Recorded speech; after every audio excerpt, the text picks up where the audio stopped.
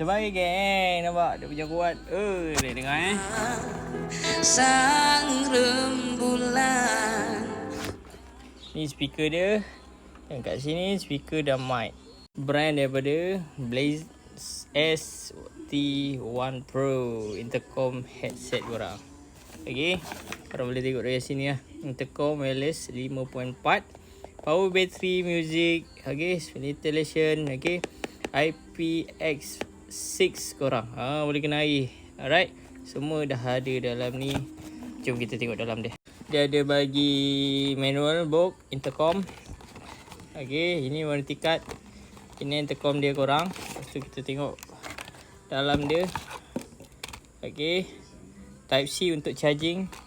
Clips ni, kalau korang nak pakai clips macam gini je, okay, nak tampal boleh, nak clips pun boleh, dia ada bagi. Okay, kat sini dia punya speaker dan juga mic lah. Korang boleh tengok dekat beg kuning sendiri.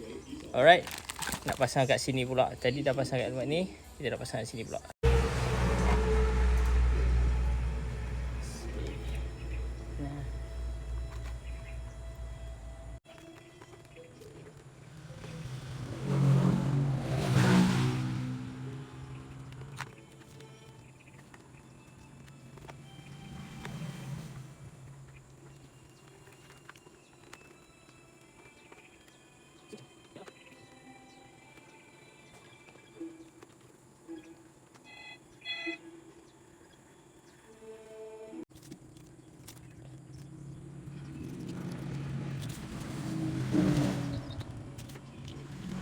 Jadi macam ni lah rupa dia korang. Siapa yang nak dapatkan, okay, ni korang boleh tengok dekat beg kuning kita sekarang. Harga memang bawah 100 korang. Okay, jangan lupa tekan beg kuning. Bye bye. Assalamualaikum. Peace.